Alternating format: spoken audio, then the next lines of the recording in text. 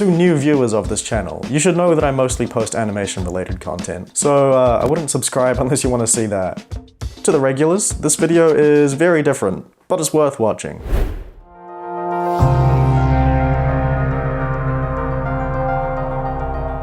Okay, so what I'm going to do is memorize a scrambled Rubik's Cube, shove it in this box, and solve it blindfolded 10 years from now, hopefully. 17th, 2015. That's the scramble.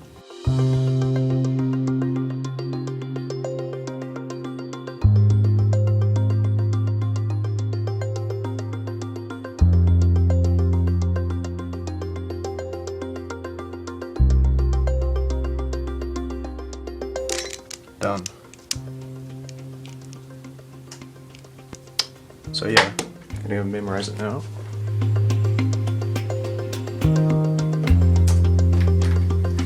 So yep, pretty much memorized that.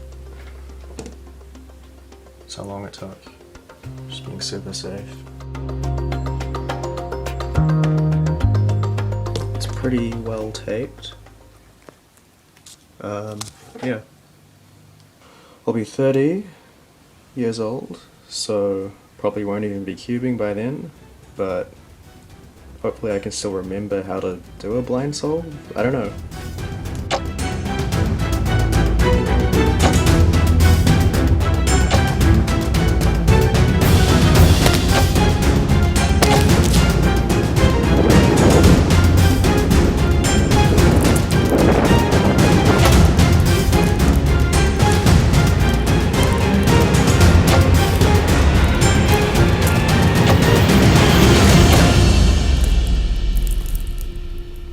It's time.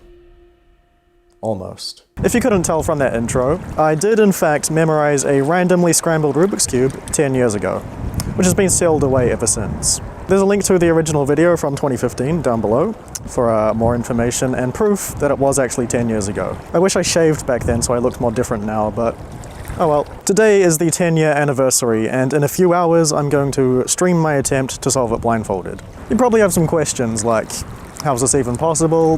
How do I know you're not cheating? To the first one, I'll put a link to a tutorial in the description, but the basic rundown is you memorize where all the pieces are, and then you use specific sequences of moves that switch a few pieces at a time. How do you know I'm not cheating? You don't. I could have peeked at the scramble at any point. There are a number of ways I could have cheated, and still can, but hate to drop a flex, but at the official World Championship in 2017, I won the 5x5 blindfolded event.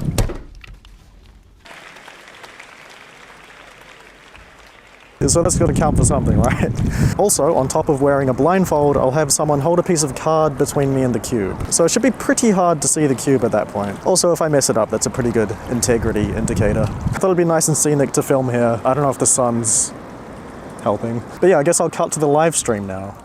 There's quite a bit of preamble in the stream, so I'm going to leave a link to the full uncut VOD in description, so you can watch the whole stream if you want. But for now, I'm going to cut to the important part. Oh jeez, this isn't as easy as I thought it would be.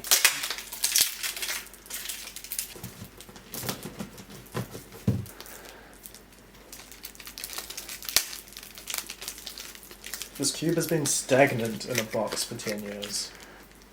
So hopefully it's not awful to turn.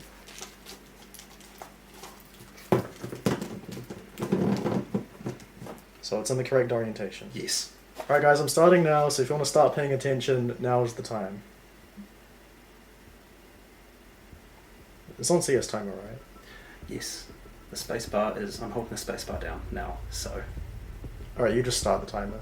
Timer has started. Okay, you've got the card? Yep. Okay.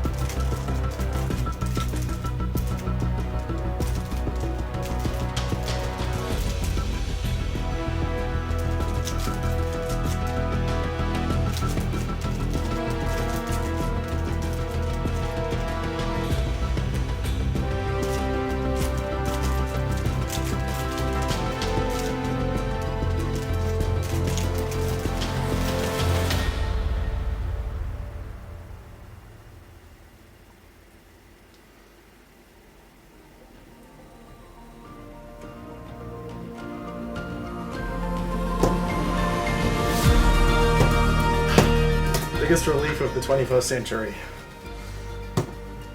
Okay, good. One interesting thing is to compare. You guys know I'm not a big reactor.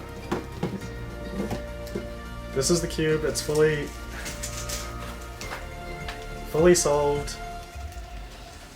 Showing all the cameras. Oh my god. Almost sub 1. Well, technically it's 10 years. Yeah. Thanks for all the congratulations, everybody. Can't believe it's been 10 years since I made that video. It's just a big relief. Not DNFing that. I did it. 10 years in the making. Does not feel that long. I want to give a special shout out to the people who were there when I made the original video and showed up 10 years later. Actually quite a few of you. Now, before answering some questions, I'm going to go over how I memorized this thing. As I said before, there's a tutorial in the description, but this is how memorization is generally done. The cube has 2 movable piece types, edges and corners. The centers don't move. Each edge sticker is assigned a letter A to X. Same with corners. We solve each piece type separately and always start from the same spot. For corners, I start in the upper back left. So that is red, green, yellow, which is G. Then we go to the spot between the red, green, and yellow centers, and that piece is T. Repeat until you've gone through all the corners, then do the same for edges. You end up with a string of about 20 letters. To make it easier to remember, convert those letters into words. To make it even easier, especially for long-term memory, you can make a story out of those words or convert them into images. As in, I visualize these things in my head. If you don't understand what I mean by that, you might have aphantasia. But the idea of creating meaning out of these words still applies. I use the Roman rooms method, which goes by many other names. But essentially, I visualize these images interacting in certain locations, generally in some sort of room. Now, after 10 years, I can finally reveal the memorization of this cube. The room I used was Paddy's Pub from It's Always Sunny in Philadelphia. Crazy that the show was 10 years old when I started, and still going strong 10 years later. Anyway, these are the letters, and these are the words. The piece labeled D was flipped in place, so that's what that's all about. The way it looked in my head wasn't exactly accurate to the show, but it was something like this. I'm also visualizing this 3-dimensionally and photorealistically, as if an actual episode is playing in my head. So starting at the booth, we have the character Sweets from the show Bones, which I've barely seen, but for some reason that was the word I've stuck with for that letter pair. He stabs He-Man with a fork. On the other side of the table there's a hen who throws a Nerf vortex, which is a toy that you throw. It hits the door, which leads into edges. Lana from Smallville walks in and hops onto a roof that's just sticking out of the wall. Then we see Ike from South Park walk past. He puts a tuxedo on the counter. Then an apple rolls across and hits a treasure chest, which might be confusing, but bear with me. So to memorize a flipped piece, I think of an empty treasure chest and an image associated with the flipped letter inside the box. In this case, it happened to work out that I had the letter D, and for that I used the character D from this very show. That might all sound complicated, but all I'm saying and repeating in my head the whole time is the relevant words, as in literally just these words right here. The visuals help me solidify it, and I'd say I rely quite heavily on visualization. Now, let's get into some questions. I truly have no idea, but my best guess is about once a week on average, with probably periods of a few months at a time where I forgot it even existed. Yeah, that's my best guess. I didn't do anything special. I just made sure I was in a safe and secure place and I knew where it was. When I was moving, I always had like either my flatmates or flatmate's parents' car to move the smaller things, and that's where it would have been. By the way, I've lived in 6 different places since starting in 2015. Almost 7. Not as nervous as I thought I would be. Usually that manifests itself in sweating palms and shaking hands. But there wasn't much of that during the solve. I was definitely nervous at the end when I just paused for 15 seconds after the cube was already solved. I wanted to make sure mentally that I at least did the ending right before taking off the blindfold. Well, in the weeks leading up to the attempt, I did some regular blindfolded solves on the same model of cube that I put in that box 10 years ago. The cubes we use these days are much better than what I had 10 years ago, so I wanted to get used to it. I was also aiming for 100% accuracy over speed. If I'm going for speed, it's more like 50%. I also did a trial run in late 2024 where I memorized a cube and solved it blindfolded a week later. I promised my flatmate I'd give him $50 if I DNF'd, so it was a good simulation of a high-pressure, delayed solve. Now, I'm sure there are more questions to answer or things I should have clarified, but feel free to ask anything in the comments. But that's the end of the video. What a journey.